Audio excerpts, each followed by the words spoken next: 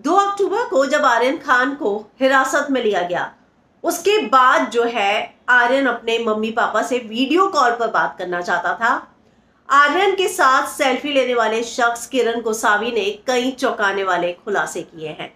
उन्होंने आज तक को एक इंटरव्यू दिया और उसमें उन्होंने कहा कि मैं समीर वानखेड़े को जानता तक नहीं और किरण गोसावी के साथ आज तक की बातचीत फोन पर हुई। उन्होंने बताया, मैं 6 अक्टूबर तक मुंबई में था, मुझे जबरदस्ती अपना फोन बंद करना पड़ा क्योंकि मुझे धमकियां आ रही थी और धमकियों भरे ढेरों कॉल आ रहे थे। मैं वानखेड़े को नहीं जानता, मैं उन्हें बस टीवी पर देखा है। मैं एनसीबी की किसी पिछली रेड या एक्शन का हिस्सा नहीं था। मैंने सभी बातें पढ़ने के बाद पंचनामा साइन किया था।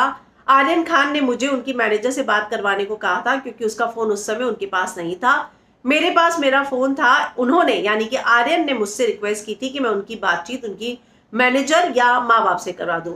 मैं प्रभाकर को जानता हूं, उसने मेरे लिए काम किया था, लेकिन उसके इल्जामों का मुझे कोई इल्म नहीं। मैं प्रभाकर के टच में 11 अक्टूबर से नहीं। मेरे खिलाफ पुणे में सिर्फ एक पुराना केस रजिस्टर हुआ था, लेकिन अचानक उस पुराने केस पर काम शुरू हो गया। मेरी तलाश का नोटिस जारी हो गया। मेरी जान को खतरा है, मुझे धमकी दी गई है कि मुझे जेल में मार दिया जाएगा। आप ही सोचिए मैं सुरक्षित हूं या नहीं। मेरी समीर वानखेड़े से 6 अक्टूबर के बाद कोई बातचीत नहीं हुई। वो आगे कहते हैं, मैंने नारकोटिक्स कंट्रोल ब्यूरो को भी फोन कॉल की जानकारी दी। जिस दिन मनीष भानुशाली को जानकारी आई थी उस दिन हम वहां गए थे। हमारी मुलाकात वहां वीवी सिंह सर से हुई थी। वानखेड़े सर से बाद में मुलाकात हुई। एक पंचनामा मैंने जहाज पर साइन किया था जो कि मुनमुन धनेजा का था। एक पंचनामा मैंने एनसीबी के दफ्तर में साइन किया था और एक जो है मुनमुन धनेजा का पंचनामा उसी की हैंडराइटिंग में था। जिस कागज पर मैंने साइन किया था उस पर 10 लोगों के नाम थे। आर्यन ने मुझे जो नंबर दिया पहले वो लगा नहीं, उसकी बाद किसी सैम का फोन आया था और उसने कहा मुझे फोन नंबर दो, मैं फोन करूंगा। मुझे एनसीबी की कोई जानकारी नहीं थी। आर्यन के घर वालों का नंबर नहीं दिया था और मैनेजर पूजा का नंबर दिया था। मेरी बात पूजा से नहीं हुई क्योंकि उन्होंने फोन नहीं उठाया था।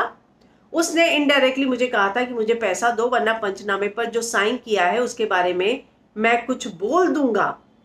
मैंने जिस आदमी को काम में से भेजा था उसको कुछ मेडिकल इशू हो गया था, जिसके बाद मैं खुद वापस आ गया। अगर कोई जांच होगी तो मैं इसका हिस्सा बनूंगा और सामने आऊंगा। ये खबर सामने आई थी तब मैंने पुणे पुलिस को कांटेक्ट करने की कोशिश की थी। प्रभाकर सेल ने जो बोला 25 करोड़ की बात, इन सारी चीजों पर किरण गोसावी को कोई जानकारी नहीं। उन्होंने साफ कहा कि मैं समीर वानखेड़े को पर्सनली नहीं जानता हूं, मैं जो है उनको सिर्फ टीवी पर देखा है। तो ये सारी बातें उन्होंने ये भी कहा कि आर्यन ने कहा था मुझे मेरे घर वालों को फोन करो। मैंने पूजा को फोन ट्राई किया था, पूजा ने फोन नहीं उठाया था।